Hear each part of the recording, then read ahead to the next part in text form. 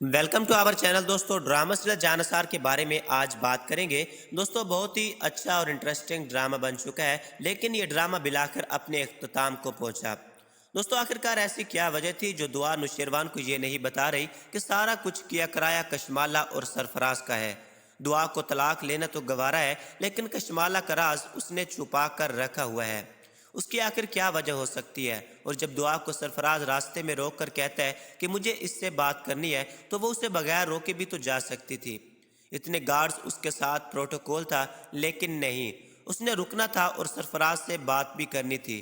جب دعا کو پتہ ہے کہ کوئی بھی گارڈ نوشیروان سے کوئی بات نہیں چھپا سکتا، اور خاص کر جعفر ایسی باتیں تو نوشیروان کو بتاتا ہی رہتا ہے، تو اس کو کیا اہم ضرورت پڑ رہی تھی کہ گارڈ سائڈ پر لگا کر کھڑے ہو کر اس سے باتیں کرتی ہے، اور وہ پیچھے ویڈیو بھی بنا لیتے ہیں اور پھر نوشیروان کو سینڈ کر دیتے ہیں۔ اور جب وہ ویڈیو نوشیروان کو ملتی ہے کہ دعا سرفراز کے ساتھ بیچ سڑک میں ہی کھڑی ہے، تو نوشیروان کو بہت ہی زیادہ غصہ آ جاتا ہے۔ وہ اسے ثبوت کے طور پر ویڈیو بھی دیتا ہے اور اسے کہتا ہے کہ جب تمہارا اس کے ساتھ کوئی ریلیشن نہیں ہے تو تم اس کے ساتھ روڈ پر کھڑی ہو کر کیا باتیں کر رہی ہو۔ لیکن دوستو یہاں پر مجھے رائٹر کی سمجھ بالکل بھی نہیں آتی کہ نوشیروان اتنا کن آخر کیسے بن چکا ہے۔ اس کی پرانی ساری باتیں بھول گئی ہے کیا؟ اسے یہ یاد نہیں کہ دعا پر حملہ کس نے کروایا تھا؟ کشمالہ نے ہی کروایا تھا۔ دوستو آپ نے بھی دیکھا کشمالہ اس وقت کہاں رہ رہی ہے، اس کے گھر میں ہی رہ رہی ہے، اور نوشیروان کو یہ کیوں نہیں یاد آ رہا کہ کشمالہ کتنی بڑی چال باز ہے۔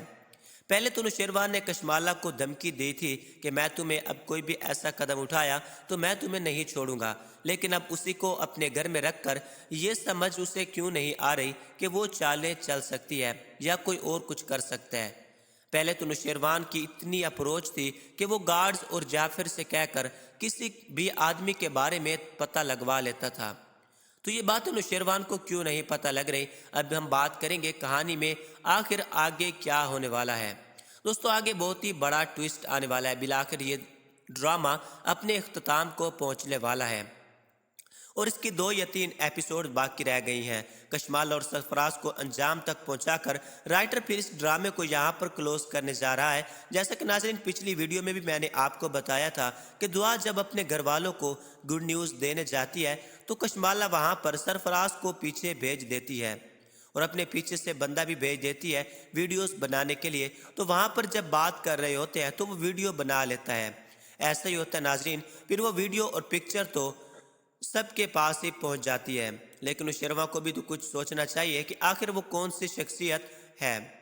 نوشیروان جو دعا کی پکچر اور ویڈیو بنا کر اس کو بھیجتا رہتا ہے، پہلی بات کا تو ٹھیک ہے، پتہ چل گیا تھا کہ کشمالہ نے تصویریں بھیج کر پھر کال بھی کی تھی کہ یہ دیکھو دعا کیا گل کھلا رہی ہے، لیکن اس بار شاید یہ وجہ ہو سکتی تھی کہ وہ اس لیے نہ پوچھ رہا ہو کہ مل تو دعا بھی رہی ہے۔ اس میں قصور کا بھی بہت بڑا ہاتھ ہے، اور یہ ملوث ہے جتنی سرفراز ملوث ہے، کیونکہ ایک ہاتھ سے تالی بالکل بھی نہیں بجتی۔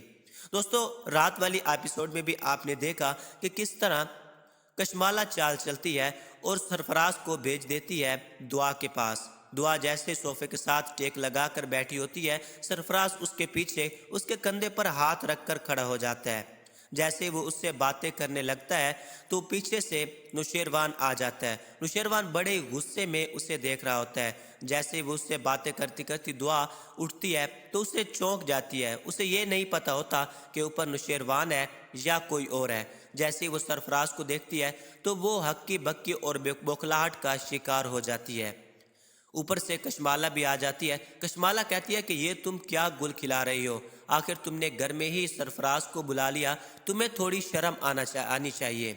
اب دعا بہت ہی زیادہ غصے میں آ جاتی ہے، کہتی ہے کہ یہ میں نے کچھ نہیں کیا، اور نہ ہی مجھے پتہ ہے کہ یہ یہاں کیا کرنے آیا ہے۔ جبکہ نوشیروان کہتا ہے مجھے سچ بتاؤ تم یہاں کیا کرنے آئے ہو؟ جواب میں سرفراز کہتا ہے اس نے ہی مجھے بلایا تھا، میں دعا کے ہی کہنے پر آیا ہوں۔ نوشیروان غصے کی حالت میں کمرے سے نکلتا ہے، 1 منٹ سے پہلے واپس آتا ہے اور بندوق تان کر کھڑا ہو جاتا ہے سرفراز کے سامنے، تو بیچ میں دعا آ جاتی ہے۔